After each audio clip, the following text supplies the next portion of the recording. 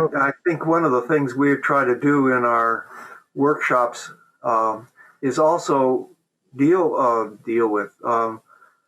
encounter with people who are experienced and who are trying to make a mixture, whose appeal inside themselves is to really do something that mixes several approaches together. And we help them think about how they're going, just like they were a client of ours. They are a client, as if they were a person who's trying to develop their own way. That own way could be a mix. It could be a strawberry chocolate cake for that person. And that will become the way. That's where you get your belief, when you find your heart, when you find what your heart speaks. That's where you get your belief from. So if it comes from all these different approaches, well, that's okay. It's okay because it comes out of you then. It becomes, that's who you are.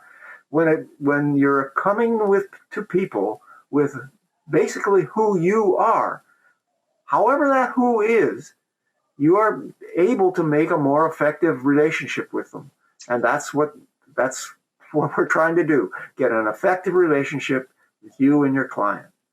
So people who come from other approaches can really prosper in one of our trainings, not because we sell such great stuff, which is true, but because they can get a chance to question themselves and say, how does that work? And how do I feel when that's going on? And, oh, that's what's going on. And is it really this way? The questions like this person has asked, we go into with the person, which is different than just trying to answer a question as we're doing right now. Yeah, and I think Will mentioned something important, which is the person, the therapist. And the bottom line is every therapist will develop their own way of doing therapy, using whatever they learn from all kinds of fields, not only from psychology. They learn from relationship, they learn from religion, they learn from philosophy, they learn from science, and they begin, as they grow, they begin to develop their own way of doing psychotherapy, And what I found out in my research on the magical moments of psychotherapy, which Rogers called moments of movement, that in those moments, people coming from all kinds of different lines of psychotherapy, psychodynamic, Jungian, focusing, neurolinguistic programming, systems therapy, those people that I interview, they describe a very similar experience when those very important moments of psychotherapy happen, those moments that really bring changes in psychotherapy. So it's something to think about it, that in the end, the psychotherapists kind of abandon their own philosophy, their own, in that moment, to be there as a person with the client, They are not so restricted to psychodynamic, to person-centered approach, to any kind of approach. They are using themselves as an instrument. And that's why our training makes a difference for people, because we help people to be their own instrument, to have their own voice. And you participate in it, you can say something about it, because you have been one of the students of it, that you discover your own voice, Yeah. So I found it really important is that, it's really different. This is a kind of advertising. when I used to attend other training courses, they just tell you what is the right way, what is the wrong way. But it turns out to be just the teacher's own frame of reference, the teacher's own perspective, and they treat it as they are, they are having the truth. They are having the ultimate truth of this world of psychotherapy, of human beings. I think that the most different part in the PCP training is that you can really have your own voices. And like Antonio, well, you were talking like we were talking about the metaphors of cakes.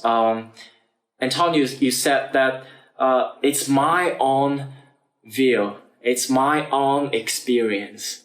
I cannot represent the truths. I cannot represent the ultimate way to do therapy. So this is very different. And Will says that yes, it's okay. It's okay for you to develop your own way. No matter they are chocolate, strawberry, they are apple, pineapple, they're something that they're anything, that all is okay, because it's your own way, it's your own voice, and it turns out to be it's you, the very unique presence in this world as the very important instrument to do therapy, but not any theories, not any approaches, not techniques, but you. Yes. You know, it's really different. This is a kind of advertising. when I used to attend other training courses, they just tell you what is the right way, what is the wrong way. But you know, it turns out to be just, you know, the teacher's own frame of reference, the teacher's own perspective, and they treat it as they are, you know, they are having the truth. They are having the ultimate truth of this world of psychotherapy, of human beings. I think that the most different part in the PCP training is that you can really have your own voices. And like Antonio, well, you were talking like we were talking about the metaphors of cakes. Antonio, you said that it's my own view, it's my own experience. I cannot represent the truths. I cannot represent the ultimate way to do therapy. So this is very different. And Will says that yes, it's okay. It's okay for you to develop your own way. No matter they are chocolate, strawberry, they are apple, pineapple, they're something that they're anything, that all is okay, because it's your own way, it's your own voice, and it turns out to be it's you, the very unique presence in this world as the very important instrument to do therapy, but not any theories, not any approaches, not techniques, but you. Yes. And I think the other aspect of it, if you try to put together the theory and the basic assumptions of the two systems, I think they're going to conflict. But in the experience itself, because you abandon the basis, you abandon the thing on your mind, and you are based on the experience, then there will be perhaps no conflict, So that's something to think about, And Roger said that the most important aspects of our lives is our experience, Is ourselves. So one is the theory level, the other one is the experience level. Yes, and exactly. Different. Yeah. Yes. Great. Okay. Okay. Is that okay to move to the last question, or? Yeah. Well, on the first question that you asked, there was a question there about what are the healing elements of the person-centered approach? Yes, what's the key elements of healing? I think you've already answered that. Many researchers shows that the common factors are the key elements of healing.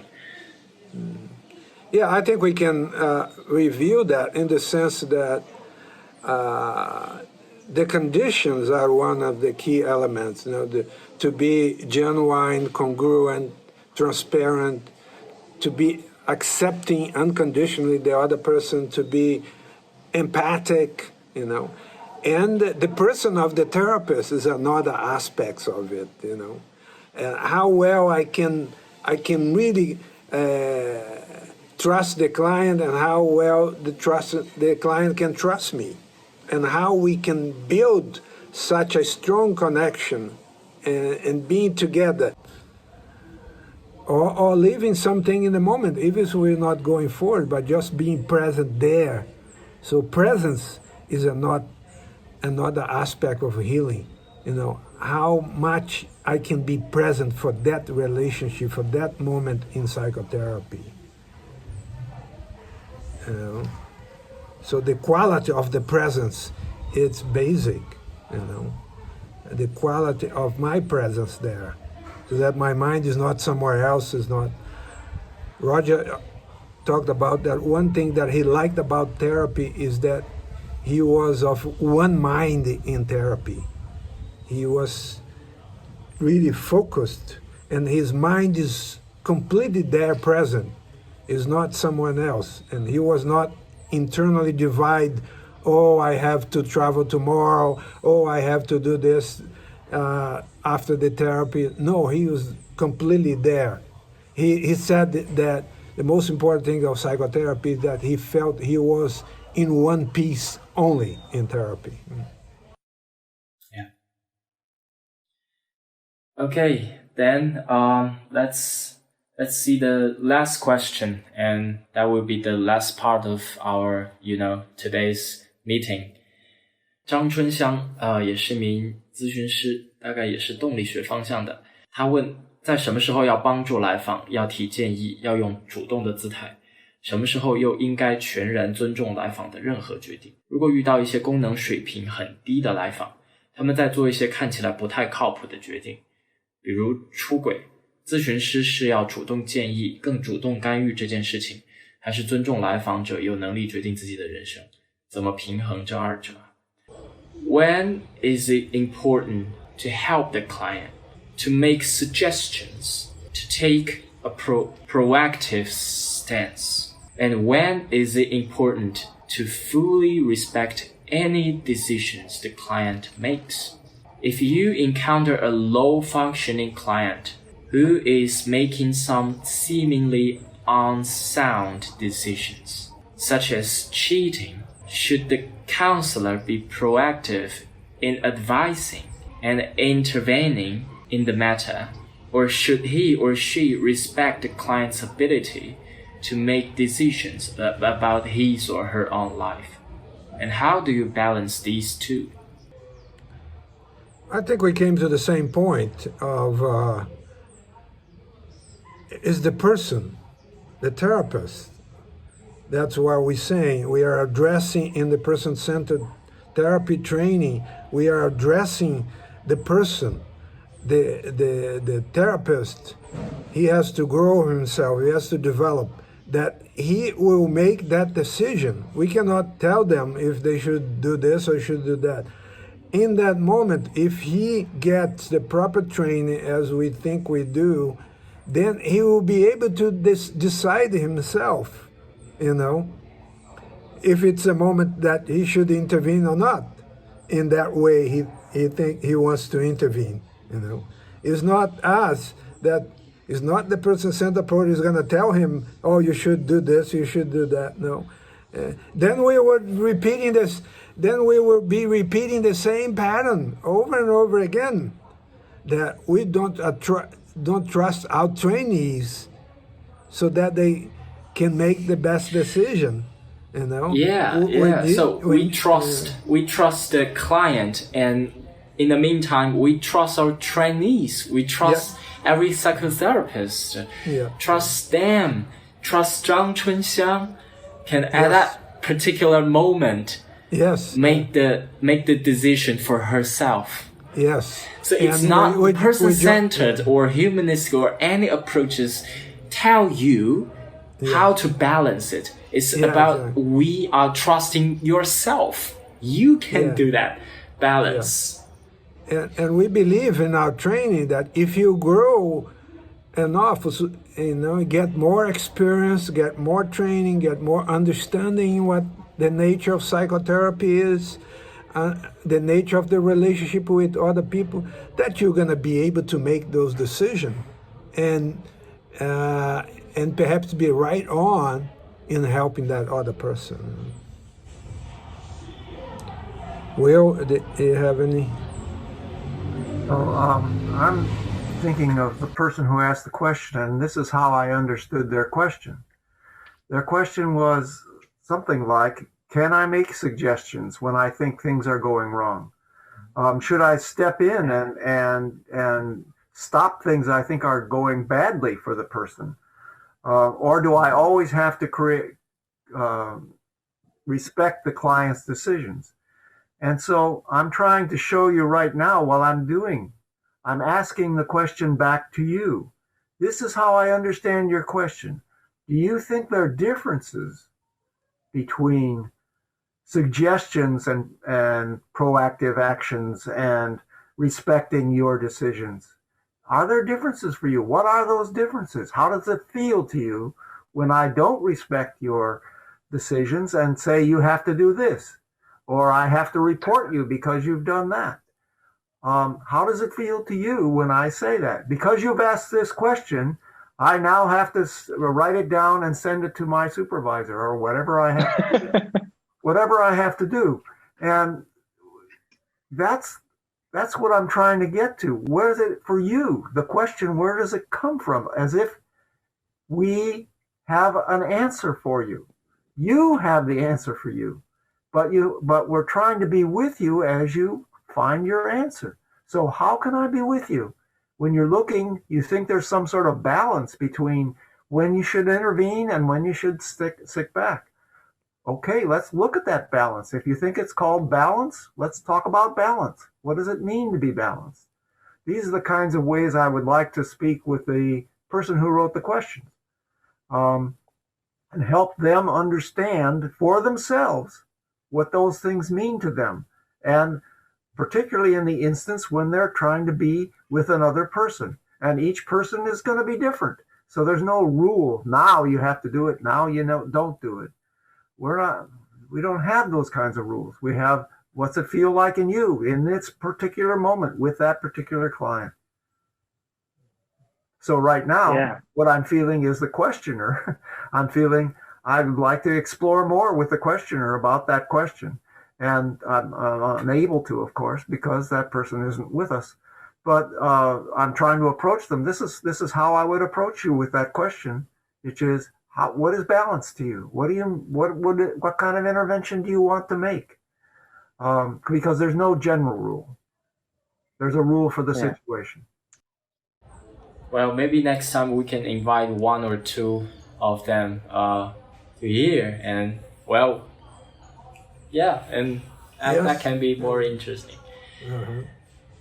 Okay, this is time for say goodbye for this episode. Okay. Thank you, Will and Antonio, for bringing, and thank me, myself. Thank you, for bringing this interesting and meaningful dialogue conversation, and I hope you enjoy it. And if you have anything want to tell us, please comment under this video on the YouTube or Bilibili comment areas, and definitely we will receive it. I hope we can see you next time. Great. Thank you. One more Chinese. 谢谢大家，非常感谢这二位，也感谢我自己，我们带来了如此精彩有意义的对话。如果你感觉到有任何的问题，有任何的想和我们交流的，请在评论区下方留言你也可以在评论区找到我们的微信公众号你也可以加到我的微信与我联系。有任何的想法，有任何的问题，都欢迎随时交流。Okay, good.